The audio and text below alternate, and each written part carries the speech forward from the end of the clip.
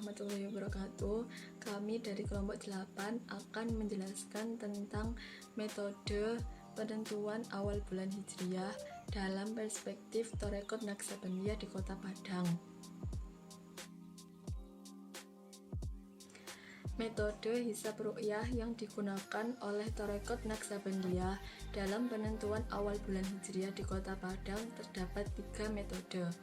Metode yang pertama yaitu almanak hisab munjid.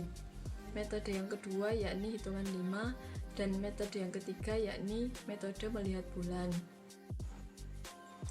Metode yang pertama yakni almanak hisab munjid. Almanak hisab munjid bukan hanya digunakan oleh Torekot Naksabandiyah di Padang, tetapi juga digunakan oleh beberapa Torekot Naksabandiyah di Sumatera Barat yang lainnya. Perbedaan yang mendasar antara Torekot Naksabandiyah di Padang dan Torekot Naksabandiyah di kota yang lainnya yakni perbedaan hari dalam mengawali proses perhitungan.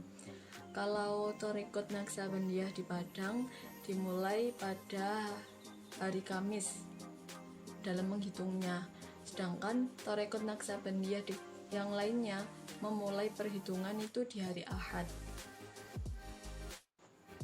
Metode yang kedua yakni hitungan 5.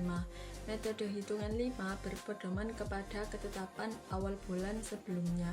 Jadi contohnya, kalau kita mau menentukan awal bulan Syawal 1433 Hijriah, maka kita itu harus mengetahui kapan 1 Syawal tahun sebelumnya, yaitu 1432 Hijriah.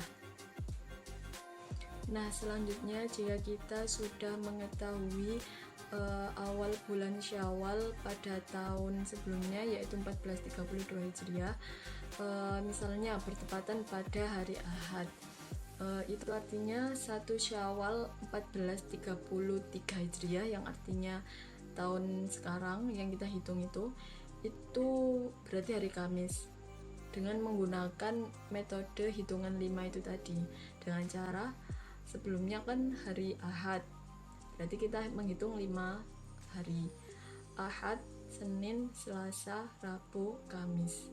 Jadi tahun 1433 Hijriahnya 1 Syawalnya bertepatan pada hari Kamis gitu. Metode yang ketiga yakni metode melihat bulan. Ru'yatul hilal yang dilakukan oleh Torekot Naksabandiyah berbeda dengan ru'yatul hilal yang dilakukan oleh pemerintah ataupun organisasi keagamaan lainnya. Di sini proses melihat ru'yatul hilal yaitu dilakukan dengan mata telanjang pada tanggal 8, 15 dan 22 setiap bulannya.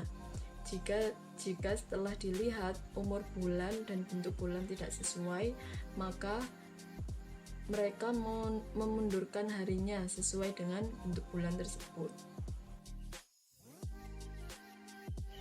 Faktor budaya dan historis.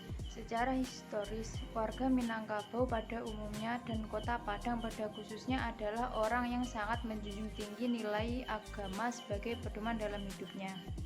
Hal ini sesuai dengan prinsip dasar orang Minangkabau, yaitu adaik basandi syarak basandi kitabullah. Maka dari prinsip ini adalah Islam dan adat Minangkabau adalah dua hal yang terintegrasi.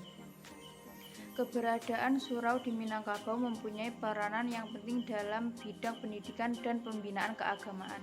Berbagai kegiatan spiritual dan non-spiritual dilakukan di sana. Menurut Tarekat Naksabandiyah, dalam hal yang kaitannya dengan ibadah yang harus dilakukan ijtihad dan penetapan sendiri. Mereka tidak mempercayai ijtihad dan penetapan pemerintah maupun tarekat lain. Mursyid Tarekat Naksabandiyah Syafri Malin Mudo juga tidak menutup diri untuk mempelajari metode hisab ruqyah yang lain dalam penentuan awal bulan Hijriah. Tetapi dia menganggap bahwa metode hisab ruqyah Tarekat Naksabandiyah mempunyai nilai historis yang tinggi dan hanya dipraktekkan oleh Tarekat Naksabandiyah di Kota Padang, Sumatera Barat. Yang kedua itu ada faktor kepercayaan. Persoalan ibadah merupakan persoalan otoritas individu yang tidak boleh dikendalikan atau diintimidasi oleh orang lain.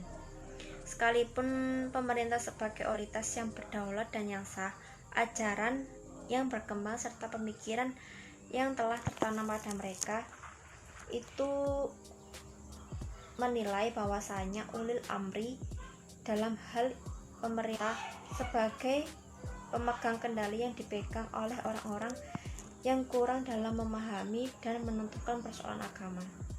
Selanjutnya yang ketiga adalah fanatik terhadap guru atau mursyid.